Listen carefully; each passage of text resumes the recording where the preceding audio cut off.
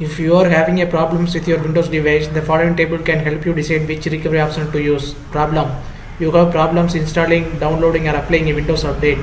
The recovery option is reinstall Windows using Windows Update. Your PC is not working well and you recently installed an app. The recovery option is system restore.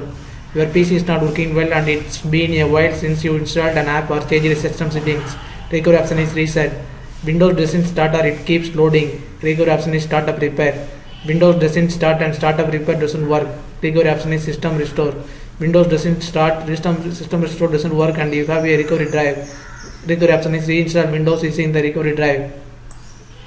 Windows doesn't start, you don't have a recovery drive and the system restore doesn't work. Recovery option is reinstall Windows using the installation media. You suspect your device has been infected. Recovery option is reinstall Windows using the installation media.